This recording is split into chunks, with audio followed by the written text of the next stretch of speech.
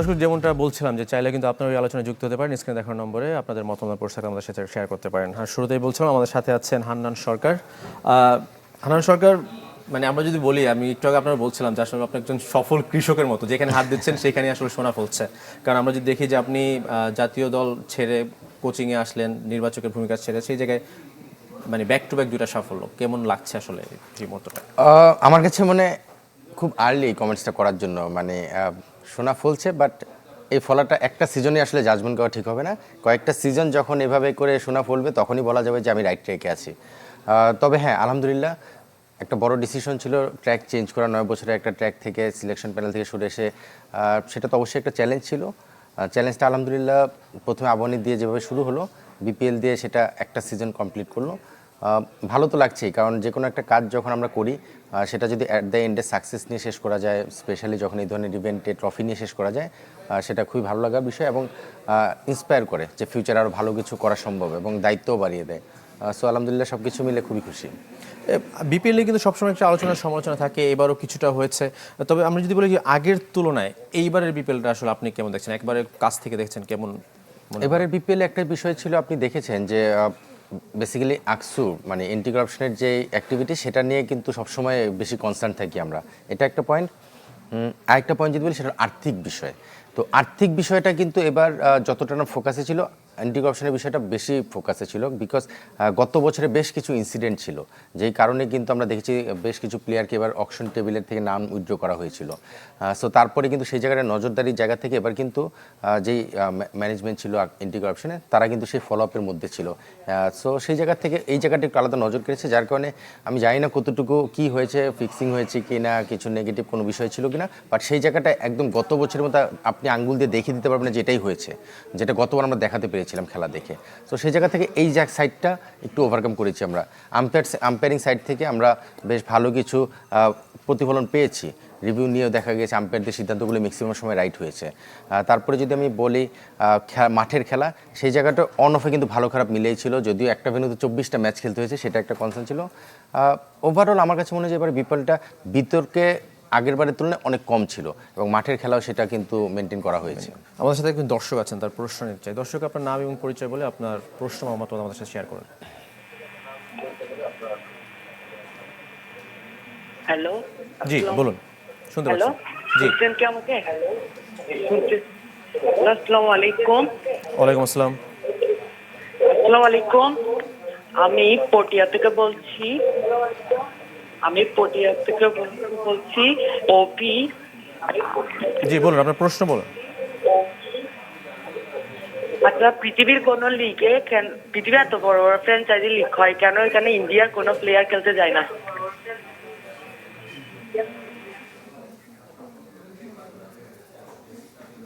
আচ্ছা, তার আসলে একটা মানে মতামতই বলবো যে আসলে ইন্ডিয়ার কোনো প্লেয়ার যেন খেলতে না পারে বা ইন্ডিয়ায় যেন কোনো প্লেয়ার বাংলাদেশে না খেলতে পারে। আপনি জানেন যে একটা আলোচনা সমালোচনা এবং একই সাথে আমরা যদি বিশ্বকাপের কথা বলি, সেই জায়গায় কিন্তু গতকালকে একটা ডিসিশন এসেছে যে আমরা আসলে বিশ্বকাপ খেলছি না। বিপিএল যদি একটু সরে রাখি, সেই জায়গায় এই মতামতের প্রেক্ষিতে আপনি আসলে কি বলবেন যে এই জায়গাটা? এটা তো আসলে মানে আমরা যখন দেখলাম যে আমাদের উপদেষ্টা বললেন যে এটা সরকারি ডিসিশন, গভর্নমেন্টের ডিসিশন। আসলে গভর্নমেন্ট কিন্তু আমাদের সব কিছুর উপরে, যারা দেশ চালায় তাদের সিদ্ধান্তকে আমাদের অ্যাকসেপ্ট করে নিতে হবে এবং মেনে নিতে হবে এবং তার সঙ্গে তাল মিলিয়ে আমরা কীভাবে চলা উচিত সেটাই করতে হবে। ক্রিকেট তো আমাদের দেশের একটা অংশ, আর আমরা সবাই দেশের নাগরিক। সো যখন গভর্নমেন্ট এটা অবজার্ভ করেছেন, অ্যানালাইসিস করেছেন, ডিসকাশন করেছেন, বিভিন্ন অ্যাঙ্গেল থেকে তারা আমাদের চেয়ে ভালো জানেন যে আসলে কোথায় কী দরকার। তো সেই অ্যাঙ্গেল থেকে যদি এই ধরনের একটা সিদ্ধান্ত এসে থাকে, তাদের এটা মানে রেসপেক্ট আমাদেরকে করতেই হবে। যেহেতু ক্রিকেট বোর্ডের কর্তারা রয়েছেন, ওনারা নিশ্চিতভাবেই গভর্নমেন্টের সঙ্গে সেই কমিউনিকেশন করেছে। সো আমি আসলে এখানে এর বাড়তি কিছু বলা আমার জন্য কঠিন, কারণ আসলে আমি জানি না। তবে হ্যাঁ, ক্রিকেটের জায়গা থেকে যদি চিন্তা করা হয়, একটা ওয়ার্ল্ড কাপ মিস করা মানে সব দিক দিয়েই তো ক্ষতি। সেটা আর্থিক বলতে পারেন, আপনি প্লেয়ারদের জায়গা থেকে বলতে পারেন, বাট স্টিল দেশ সবার উপরে, তো এটা আমাদেরকে মেনে নিতেই হবে। মানে একই সাথে আপনি প্লেয়ারদের সাথেও ছিলাম, যদি বিপিএল এ বলি যে তানজিদ তামিম আপনার দলে ছিল, ভালো একটা পারফরমেন্স করেছে। যারা আপনার দলে ছিল তাদেরও তো একটা বিশ্বকাপ খেলার সুযোগ ছিল, তাদের কাছ মানে আপনি কথা বলেছেন কিংবা তাদের সাথে আপনার কথা হয়েছে কিনা? আসলে বিপিএল এর সময়টা খুব বেশি কথা হয়নি। তামিম সাকিব আমার দলে ছিল, এই দুজনের সঙ্গে কথা হয়েছে। বাট আপনি যদি বলেন যে তারা এটা নিয়ে খুব বেশি যে মনোযোগী ছিল তা না, কারণ আপনি দেখবেন তামিম কিন্তু এবার অন অফে ভালো খারাপ মিলে খেলছিল। সো ফাইনালটাতে অনেক বেশি ফোকাস ছিল এবং তার একদিন আগেই কিন্তু ওরা মিটিং করে এসেছে উপদেষ্টার সঙ্গে। সো সেখান থেকে আসার পরে তার সঙ্গে আমার জাস্ট 1 মিনিটের জন্য একটা কনভারসেশন হয়েছে, তারপরে আবার বিপিএলে ঢুকে গেছে। সাকিবের সঙ্গে এই বিষয়ে আমার খুব বেশি কথা হয়নি। সাকিবও কিন্তু আপনি ফিটনেসের কারণে বেশ কিছু ম্যাচ এবার অফ ছিল, অন অফে খেলেছে। সো এই দুজনেই কিন্তু ওয়ার্ল্ড কাপের যে ফোকাসটা সেটাতে ছিল, বাট তাদের ব্যাক অফ মাইন্ডে ছিল যে বিপিএলটা আমার ভালো যাচ্ছে না বা আরও ভালো করা উচিত। সো বিপিএলের ওই লাস্ট মুহূর্তে তারা এটাতে আর কনসার্ন ছিল না। নিশ্চিতভাবে বিপিএল শেষ হওয়ার পরে তাদের এখন ফোকাসটা সেখানে থাকবে যে ওয়ার্ল্ড কাপে না যাওয়ার যে একটা খারাপ লাগা বা দুঃখ, বাট স্টিল তারা বিপিএলের সময়টা অন্তত বিপিএলের মধ্যেই ফোকাস ছিল। আমরা যদি আপনার কোচিং নিয়ে একটু আসি, সেই জায়গায় আপনি শুরু থেকে আসলে আপনার খুব আলোচনা হচ্ছিল, কারণ হচ্ছে আমরা যদি বলি যে এবার নিলাম হয়েছে, সেই জায়গায় আপনার যেই চিন্তাভাবনা ছিল সবার থেকে আলাদা, সব কোচের থেকে আলাদা। এবং একই সাথে আমরা একজনের কথা আমি একটু বলি যে নিলামে আব্দুল গাফফার সাকলাইন, যিনি মানে টেপ টেনিস খেলা প্লেয়ার, তাকে আপনি দলে টেনেছেন, মানে কোন চিন্তা ভাবনা থেকে মানে সাকলাইনের বিষয়টা হলো, আপনি যদি দেখেন সে কিন্তু হুট করে আসা প্লেয়ার না। টেপ টেনিস কিন্তু আমাদের অনেকেই খেলে, বাট যেটা হচ্ছে টেপ টেনিস খেলার পরেও ক্রিকেট বলেও কিন্তু সে বেশ কিছুদিন যাবত খেলছে। আপনি দেখবেন এবার এইচপি স্কোয়াডে কিন্তু সাকলাইন ছিল এবং আমাদের যে ইমার্জিং খেলাটা হলো সেখানে যথেষ্ট ভালো পারফর্ম করেছে। সো এইচপিতে যখন ছিল তারেক আজিজ তার সঙ্গে কাজ করেছে। তারেকের সঙ্গে যেহেতু আমার খুব ভালো সম্পর্ক, আমরা ফ্রেন্ড, সো তারেক যেহেতু আমার টিমের বোলিং কোচ, তারেকের সঙ্গে আমি ডিসকাস করি যে তুই কেমন দেখতেছিস। এটা আরও আগের কথা, মানে বিপিএলের আগে, তখন আমি বিপিএলে কনফার্ম হয়নি, আমার নিজের টিমও কনফার্ম হয়নি।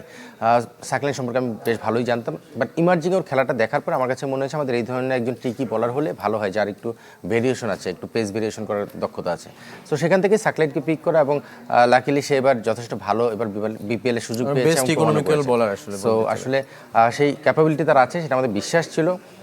এই টেপ টেনিসের সঙ্গে একটা জিনিস আমি রিলেট করতে পারি, টেপ টেনিস কিন্তু অনেকেই খেলে, আবার বললাম ক্রিকেট বলে কিন্তু অনেক ভালো খেলতে পারেনি। এরকম টেপ টেনিস আমরা অনেক নাম শুনি, অনেক বড় বড় প্লেয়ার আছে, বাট ক্রিকেট বলে তারা খুব একটা ভালো করতে পারেনি প্রিভিয়াসলি, বিভিন্ন ডিভিশন যখন খেলেছে, সেকেন্ড ডিভিশন, থার্ড ডিভিশন বা ফার্স্ট ডিভিশন। সাকলাইনের সবচেয়ে বড় যে সুবিধাটা হয়েছে, এই টেপ টেনিস খেলার মাধ্যমে তার গেম সেন্স ডেভেলপ করেছে। মানে একটা প্লেয়ার কিন্তু যত ম্যাচ খেলে আমরা বলি যে গেম সেন্স ডেভেলপ করে, এই গেম সেন্সটা তার ডেভেলপ করেছে, যেটা অন্যান্য অনেক প্লেয়ারের সঙ্গে একটু ডিফারেন্ট। মানে একজন ব্যাটসম্যানকে রিড করে বোলিং করা বা কোন সময় কোন ডেলিভারিটা করা উচিত, ফিল্ডিং পজিশনগুলো কী হবে, ওই গেম সেন্সটা তার ডেভেলপ করেছে এই প্রচুর ম্যাচ খেলার কারণে, যেটা টেপ টেনিস খেলাকেও আপনি সেখানে নিয়ে আসতে পারেন আলোচনায়। আপনি যখন আগে আমি যদি বলি যে যুব বিশ্বকাপে আপনার সফলতা ছিল, আপনি নির্বাচক হিসেবে কাজ করেছেন, জাতীয় দলের নির্বাচক হিসেবে কাজ করেছেন, যখন আপনি কোচিং ক্যারিয়ার, মানে ওই আগের যে অভিজ্ঞতা সেটা কাজে দেয় কিনা এই জায়গায়? 100%। এটা আসলে কারণ আমি যখন এজ গ্রুপ সিলেক্টর ছিলাম, আলহামদুলিল্লাহ আপনাদের দোয়ায় ওয়ার্ল্ড কাপ চ্যাম্পিয়ন হয়েছে, বা ফার্স্ট এশিয়া কাপ চ্যাম্পিয়ন হয়েছে আন্ডার-19, তারপরে প্রিমিয়ার লিগে চ্যাম্পিয়ন হলাম, ডিপিএল এটা হলাম। তার মধ্যে আমি কিন্তু ইন বিটুইন আন্ডার-17ও ন্যাশনাল টিমের কাজ করেছি, যেটা শ্রীলঙ্কার সঙ্গে সিরিজ, সেটাও আমরা ভালো করেছি। সো আমি কথাগুলো এই জন্য বললাম, ওই যে এক্সপিরিয়েন্স প্লেয়ারদের দূর থেকে দেখা, আমি যখন সিলেকশন পয়েন্ট অফ ভিউ থেকে দেখতাম, একজন প্লেয়ারকে কিন্তু শুধু রান করতো বা বল উইকেট পেতো সেটা দেখতাম না, তার টেকনিক্যাল অনেকগুলো বিষয় দেখার চেষ্টা করতাম, কিন্তু তখন দেখে শুধু সেখান থেকে সিলেকশনটাই করে যেতাম, মাঠে কাজ করার সুযোগটা পেতাম না, সেটা খুব মিস করতাম। তো স্বাভাবিকভাবেই যখন কোনো ট্যুরে যেতাম, তখন প্লেয়ারদেরকে কোনো কিছু অবজারভেশন থাকলে কোচের আড়ালে, মানে কোচ জানতো না হয়তো, ইন্ডিভিজুয়াল 1-to-1 প্লেয়ারদের সঙ্গে মাঝে মধ্যে কথা বলতাম, তখনই সেই কনভারসেশনের মাধ্যমে তারা মোটিভেটেড হয়েছে যে আমি কোচিং আসলে তারা উপকৃত হবে, তারা আমাকে বলেছে। সো সেখান থেকে কোচিং আসার বিষয়টা আমাকে বারবার তাগিদ দিয়েছে যে let's go for coaching. So এরকমভাবে একটা চিন্তাভাবনা, 4 বছর কোচিং, 9 বছর সিলেকশন, আবার কোচিংয়ে ব্যাক। সো নিশ্চিতভাবেই ওই সিলেকশনের দৃষ্টিভঙ্গি এবং প্লেয়ারদের সঙ্গে যে অ্যাটাচমেন্টটা, সেটা ওই সিলেকশনে থাকার কারণেই তৈরি হয়েছে। ফাইনালের পর আমরা দেখেছি তানজিদ তামিমকে মানে আপনার সম্পর্কে অনেক প্রশংসা করতে, যে আপনি অনেক কিছু তাকে চেঞ্জ করে দিয়েছেন, এবং একই সাথে রিপন মণ্ডলকে দেখেছি, তিনিও আপনার নামে প্রশংসা। আমরা যদি বলি রিপন মণ্ডল যখন ফাইনাল খেললো না, তিনি কিন্তু পুরো মানে টুর্নামেন্টেই ভালো করছিল এবং সেরা ইমার্জিং প্লেয়ার, তো তাকে আসলে ফাইনালের মতো মঞ্চে বাদ দেওয়ার যে সিদ্ধান্ত, সেটা তো আপনার পক্ষ থেকে, মানে এই ডিসিশনগুলো নিতে একটু কষ্ট হয় কিনা আসলে? না, এগুলো কঠিন ডিসিশন আমাদের নিতে হয়েছে আসলে আমার পক্ষ থেকে। হ্যাঁ, ডিসিশনটা অ্যাট দ্য এন্ডে কিন্তু ক্যাপ্টেন আর হেড কোচের কাছ থেকেই যায়, বাট এই ডিসকাশনগুলো কিন্তু আমরা টিমের বেটারমেন্টের জন্য যখনই দরকার হয়েছে করেছি। এখানে আমি মুশফিকের কথা আলাদাভাবে বলতে হবে। আমরা যখন সিলেকশন মিটিংটায় বসতাম, আমি শান্ত, আমরা প্রাথমিকভাবে একটা আলোচনা নিজেদের মধ্যে রাখতাম, বাট তারপরে যখন টিম 11 সিলেকশনে বসতাম, বসতাম, আমি শান্ত, মুশফিক, সঙ্গে তারেক আর রাজিনকেও রাখতাম, বিকজ তারেক বোলিং ডিপার্টমেন্টের লিডার, কারণ ও হলো গিয়ে ওখানে কোচ, এবং রাজিন ছিল অ্যাসিস্ট্যান্ট সিনিয়র কোচ, তো সে ছিল ব্যাটিংটা দেখতো, লুক আফটার করতো খুব ক্লোজলি। সো এই দুজনকে সাথে নিয়ে বসলে তাদের ফিডব্যাকগুলো আমরা নেওয়ার চেষ্টা করতাম। মোস্ট সিনিয়র রাজিন সালো সব জায়গায় হেড কোচের কাজ করে, এখন ব্যাটিং করছিল এইচপি। সো তাদের এই এক্সপিরিয়েন্সগুলো নিয়েই কিন্তু আমরা একসঙ্গে ডিসিশন মেক করতাম, বাট অ্যাট দ্য এন্ডে ফাইনাল কলটা স্বাভাবিকভাবেই ক্যাপ্টেন এবং হেড কোচ মিলে আমরা যেটা সিদ্ধান্ত নিতাম সেটাই করতাম।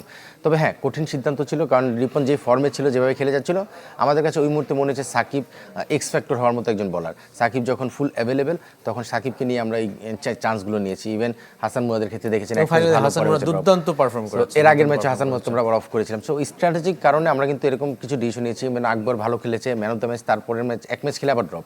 সো এরকম কিছু ডিসিশন আমাদের নিতে হয়েছে, বাট আমাদের কাছে প্লেয়ারদের কাছে ক্লিয়ার মেসেজ ছিল যে কেন সে খেলছে, তার রোলটা কি, এবং কেন সে খেলছে না সেটাও সে জানতো। যার কারণে আপনি দেখবেন জিশান আলমের মতো প্লেয়ার পুরো টুর্নামেন্টে একটা ম্যাচ খেলেনি, ওর সেলিব্রেশনটা আপনি যদি দেখেন কোনো আক্ষেপ নেই, বিকজ সে জানতো যে আসলে এখানে খুব বেশি করার কিছু নেই, অন্তত তার কাছে সেই ক্লিয়ার মেসেজটা ছিল। আপনাদের একটা চিন্তা ভাবনা থেকে তো আসলে জিশানকে নিয়েছেন অবশ্যই, কিন্তু তাকে খেলানো হয়নি কেন? না, আপনি চিন্তা ভাবনা তো, জিশান বেসিক্যালি ওপেনার, এটা আমরা সবাই জানি। তো ওপেনিংয়ে যেখানে তামিম রয়েছে এবং বিদেশি একজন প্লেয়ার অল্টারনেট করে খেলেছে, ফারহান যতদিন ছিল ফারহান খেলেছে, মাঝখানে গিয়েছে, আবার এসেছে, ইন বিটুইন ওয়াসিম এসে খেলেছে। সো আমাদের ব্যাকআপ অপশন কিন্তু সবসময় স্ট্রং হওয়া দরকার। একটা চ্যাম্পিয়ন দলের ব্যাকআপ অপশন, এখন জিশান আনফর্চুনেটলি ক্যাপাবল প্লেয়ার, খুব ভালো প্লেয়ার, অস্ট্রেলিয়া যেও রিসেন্টলি টি20 ভালো খেলে এসেছিল, কিন্তু ওই যে ব্যাকআপ অপশনটাই আমরা জিশানকে আসলে পিক করেছিলাম। তো ব্যাকআপ অপশনটা আমাদের ইউজ করার দরকার হয়নি, কারণ কারো কোনো ইঞ্জুরি কনসার্ন ছিল না। আমাদের ফরেন প্লেয়ার যে রিপ্লেসমেন্ট অফ কমিউনিকেশনের মাধ্যমে আমরা সেটা এমনভাবে সেট আপ করেছিলাম যে আমাদের সবসময় যেন একজন বিদেশি এবং তামিম দুজন একসঙ্গে ওপেন করতে পারে, আর তিনি ক্যাপ্টেন শান্ত ছিল। সো স্বাভাবিকভাবেই আনফর্চুনেটলি জিশানকে আমরা সেই অপরচুনিটি দিতে পারিনি। এবং বিপিএল এর দলগুলো নিয়ে যদি আমরা বিপিএল এর মালিক, ফ্র্যাঞ্চাইজি মালিকদের সাথে কথা বলি, অনেক জায়গায় আলোচনা সমালোচনা হয়। সেই জায়গায় এইবার যে আপনি দল করেছেন রাজশাহীর সাথে, সেই যে আপনার কতটা মানে সহায়তা পেয়েছেন দলের মালিকের কাছ থেকে? সবচেয়ে বড় যে বিষয়টা, এখানে ক্রিকেট এক্সপার্ট যদি বলেন, স্বাভাবিকভাবে সেখানে আমি যেহেতু কোচ ছিলাম, স্বাভাবিকভাবে আমি এখানে এক্সপার্ট। ক্যাপ্টেন, বাংলাদেশ টিমে 3 ফরম্যাটের ক্যাপ্টেন ছিল, সে আমাদের এই বিপিএলে ক্যাপ্টেন শান্ত, সো সেও ক্রিকেট এক্সপার্ট। তো এখানে মালিক পক্ষের যারা ছিলেন তারা কিন্তু ব্যবসায়ী, তারা কিন্তু ক্রিকেট এক্সপার্ট না। সো তাদের সঙ্গে যখন আমি ফার্স্ট কমিউনিকেশন করি বা তাদের সঙ্গে আমার যখন ডিলিংটা হয়, তখন আমার কথা ছিল যে ক্রিকেটটা আমরা চালাবো, বাকি সাইডটা আপনারা চালাবেন। ফর এক্সাম্পল, ক্রিকেটের বিষয়ে ওনারা খুব বেশি ইন্টারফেয়ার করেনি। সবচেয়ে বড় পজিটিভ বিষয়টা, যখনই মালিক পক্ষ যারা ক্রিকেট ব্যাকগ্রাউন্ডের না, তারা যদি ক্রিকেটে চলে আসে, তখন হয়তো অনেক কনফিউশন তৈরি হয়। সো এদিক থেকে অন্তত বলতে পারি, আমরা যখনই যেটা ডিমান্ড করেছি, উনি ওনার জায়গা থেকে বেটারমেন্টের জন্য সেটা ডেলিভার করেছেন। নিশ্চিতভাবে আমাদের উপর সেই ট্রাস্ট ছিল, এই কারণেই করেছেন। সো মালিকপক্ষ যথেষ্ট মানে কোঅপারেট করেছেন এবং ডেডিকেটেড ছিলেন যে টিমটা যেন ভালো করে এবং রেপুটেশনটা যেন ভালো তৈরি হয়। বিকজ রাজশাহীর গত বছরের রেপুটেশনটাকে ওভারকাম করার জন্য এই বছর ওই রেপুটেশনটা আমাদের ফার্স্ট চ্যালেঞ্জ ছিল। রাজশাহী নামটা শুনলেই কিন্তু একটা নেগেটিভ ইম্প্যাক্ট আসতো, সেটাকে ফার্স্ট চ্যালেঞ্জ ছিল এটাকে ওভারকাম করা, তারপরে সময়ের সঙ্গে সঙ্গে সেটাকে ইস্টাবলিশ করা যে আমরা একটা ভালো দল এবং সব দিক দিয়ে। এবং তার প্রমাণ কিন্তু আপনি দেখেছেন বিপিএলের ইতিহাসে, আমি জানি না কখনো হয়েছে কিনা, যে ফাইনাল ম্যাচের আগে 100% পেমেন্ট ক্লিয়ার, একদম টিম বয় থেকে শুরু করে প্লেয়ার্স, ম্যানেজমেন্ট সবার। সো এটা খুব রেয়ার, আমি আসলে শুনিনি কখনো এই ধরনের ঘটনা ঘটেছে। তো সেখান থেকে তাদের সম্পর্কে একটা আইডিয়া পাওয়া যায়। রাজশাহী ওয়ারিয়র্সের সাফল্যের পেছনে যিনি আছেন, তাকে নিয়ে হান্নান সরকার এবং আমি আপনাদের সাথে আছি শাফাত মিদুল। হান্নান সরকার, যদি আমরা একটু কথা বলি, আপনাকে কিন্তু অনেকেই মনে করে যে আপনি রাজশাহীর ছেলে, আসলে মানে রাজশাহীর সাথে আপনি এতটা ওতপ্রোতভাবে জড়িয়ে, মানে রাজশাহীর সাথে কেন এভাবে জড়ালেন আর কি? জানি না আসলে, যে কোনো কারণে প্রথম থেকে মানে বাংলাদেশের ফার্স্ট টি20 যেটা হলো NCL টি20, যেটা রাজশাহী রেঞ্জার্স চ্যাম্পিয়ন হয়েছিল, আমি তখন ওই টিমের ওপেনার ব্যাটসম্যান। আমার কেরিয়ারে 7টা টি20 খেলেছি ওই টুর্নামেন্টেই। তারপরে তো বিপিএল শুরু হলো, দুরন্ত রাজশাহী বিপিএলে পার্টিসিপেট করলো, যেটা অ্যাসিস্ট্যান্ট কোচ ছিলাম। এরপরে রাজশাহী কিংস আসলো, যেটাও অ্যাসিস্ট্যান্ট কোচ হিসেবে করেছি। তারপরে রাজশাহী রয়্যালস চ্যাম্পিয়ন হলো, সেই টিমের টিম ম্যানেজার ছিলাম। লাকিলি আবার রাজশাহীতে ব্যাক করলাম, মাঝখানে 4 বছর বিপিএল করা হয়নি, এবং রাজশাহী ওয়ারিয়র্সতে। সো রাজশাহী, আপনি যেটা বলেন ওতপ্রোতভাবে জড়িয়ে যাওয়ার যে বিষয়টা, আমি জানি না আসলে কেন না কেনভাবে যেন এটা হয়ে যায়, বাট আমি কিন্তু রাজশাহীর না। তবে রাজশাহীর মানুষ যে জানে আমি রাজশাহীর, এটা কিন্তু আমার জন্য একটা পজিটিভ বিষয়। পজিটিভ এই জন্য তারা আমাকে ওন করে এবং আমিও তাদেরকে ওন করি, এবং এই কারণেই আমার মনে হয় যে রাজশাহীর সঙ্গে ভিতরের হয় না যে ইনার ফিলিংস, সেই ইনার ফিলিংস থেকে হয়তো বা তাদের সঙ্গে অ্যাটাচমেন্টটা জড়িয়ে যায়। বাট আলহামদুলিল্লাহ, এটা নিশ্চিতভাবে রাজশাহীর জন্য যতটা আনন্দের, তার চেয়ে বেশি আনন্দের আমার জন্য। এবং আমি ওই দিন শুনছিলাম আসলে নাজমুল শান্তর একটা বাইট শুনছিলাম, যে তিনি সেখানে বলছিলেন যে আসলে আপনার এখন জাতীয় দলে অনেক কিছু দেওয়ার আছে, মানে আপনার আসলে পরবর্তী পরিকল্পনাটা কি এখন? আমি শুনিনি এটা শান্তর ব্যাপারে, বাট শান্ত যেটা আমাকে এত ভালো অ্যাটাচমেন্ট, সে বলে যে আমি যদি সিলেক্টরও কন্টিনিউ করি সেটাও বাংলাদেশের জন্য ভালো, ক্রিকেটের জন্য। কারণ আসলে সিলেক্টর অপশনগুলো যেখানে রয়েছে, আপনি জানেন যে এখনও দুজন সিলেক্টর, লিপু ভাই এবং শান্ত ভাই, নর্মালি 3জন সিলেক্টর থাকলে তো একটা জায়গায় কিন্তু এখনও ফাঁকা, এবং সিলেকশন ক্রাইটেরিয়ার জন্য যে আমাকে অফার করা হচ্ছে না তা না, আমার সেরকমভাবেও একটা হয় না যে মুখে মুখে কথা বলে প্রাথমিকভাবে বলা, সিলেকশনের জন্য আসার জন্য এখনও বলা হচ্ছে যে আমি আবার সিলেকশনে আসতে চাই কিনা, যদিও আমার সেখান থেকে বের হয়েছে আর একদমই ইচ্ছা নেই। বাট হ্যাঁ, শান্তর সঙ্গে আমার সম্পর্কটা এত ভালো এবং সে জানে আমার সম্পর্কে, তার সঙ্গে আমার এই অ্যাটাচমেন্টটা অনেক দিনের, প্রায় 5 বছর যাবত আমরা ফ্র্যাঞ্চাইজি টুর্নামেন্টের সঙ্গে বিভিন্নভাবে ইনভলভ, বা ক্লাব ক্রিকেটেও বলতে পারেন। সো সেখান থেকে শান্তর ওই ভালোবাসা বা একটা বিশ্বাস যে হান্নান ভাই পারবে বা হান্নান ভাইকে দিয়ে পসিবল, সো সেই জায়গা থেকে হয়তো বলেছে। আপনার আসলে লক্ষ্যটা কি যদি সেই আমার জায়গা থেকে আমার লক্ষ্য, আমি কিন্তু বলেছি আমি আলটিমেটলি বাংলাদেশ ক্রিকেটের জন্য ডেডিকেটেডলি কাজ করতে চাই, সেটা যেই কাজই হোক। সেটা সিলেকশনে যখন ছিলাম সেটা করার চেষ্টা করেছি, ক্রিকেটে এখন এসেছি, কোচিং এসেছি, ক্রিকেট বোর্ডে আবার জয়েন করেছি গত মে মাসে সিলেকশন ছেড়ে আসার পরে। তো সেখানেও করছি, আমি আন্ডার-17 ন্যাশনাল টিমের কোচ ছিলাম। এখন এগুলো ফ্র্যাঞ্চাইজি টুর্নামেন্ট ক্লাব নিশ্চিতভাবে নেক্সট আবার বিসিবির যে অ্যাসাইনমেন্ট থাকবে সেটার জন্য কাজের জন্য প্রস্তুত হব। সেটা ন্যাশনাল টিম হতে পারে, এইচপি হতে পারে, 19 হতে পারে, ইভেন 17, 15 যেটাই হোক, যেটা আমি করেছি 17। সো ক্রিকেটের বেটারমেন্টের জন্য আমাকে যেখানে বিসিবি ইউজ করতে চাই আমি সেটার জন্যই প্রস্তুত, আল্লাহর মতে সেভাবে নিজেকে প্রস্তুত করছি। অসংখ্য ধন্যবাদ। আমাদের আসলে এই মুহূর্তে চলে যেতে হচ্ছে চট্টগ্রামে, যেখানে তারেক রহমান নির্বাচনী বক্তব্য রাখছেন। আমরা সরাসরি দর্শক সেখানে চলে যাচ্ছি। বিএনপির চেয়ারম্যান যিনি শহীদ রাষ্ট্রপতি জিয়াউর রহমান, দেশনেত্রী বেগম খালেদা জিয়ার সন্তান, সুযোগ্য সন্তান, আগামী দিনের বাংলাদেশ তারুণ্যের অহংকার, বিএনপির চেয়ারম্যান জনাব।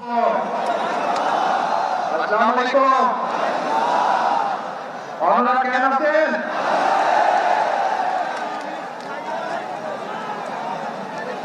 প্রিয় ভাই বোনেরা, আজকে আমরা এখানে সকলে একত্রিত হয়েছি একটি লক্ষ্যকে সামনে রেখে, অর্থাৎ একটি পরিবর্তনকে সামনে রেখে আমরা সকলে একত্রিত হয়েছি। এই সেই চট্টগ্রাম, এই সেই চট্টগ্রামের পূর্ণভূমি, যেখান থেকে শহীদ রাষ্ট্রপতি জিয়াউর রহমান 1971 সালে স্বাধীনতার ঘোষণা দিয়েছিলেন। এই সেই চট্টগ্রামের পূর্ণভূমি, যেখানে শহীদ রাষ্ট্রপতি জিয়াউর রহমান শহীদ হয়েছিলেন। প্রিয় ভাই বোনেরা, এই সেই চট্টগ্রামের পূর্ণভূমি, যেখান থেকে দেশনেত্রী খালেদা জিয়াকে দেশনেত্রী উপাধি দেওয়া হয়েছিল। এই চট্টগ্রামের পূর্ণভূমির সাথে আমি এবং আমার পরিবারের একটি আবেগের সম্পর্ক রয়েছে। প্রিয় ভাই বোনেরা, আজ আমরা এখানে একত্রিত হয়েছি একটু আগেই যে বলেছি একটি পরিবর্তনকে সামনে রেখে। 1971 সালে দেশ স্বাধীন হয়েছিল, সেই স্বাধীনতাকে রক্ষা করেছে 2024 সালের ছাত্র জনতার আন্দোলন।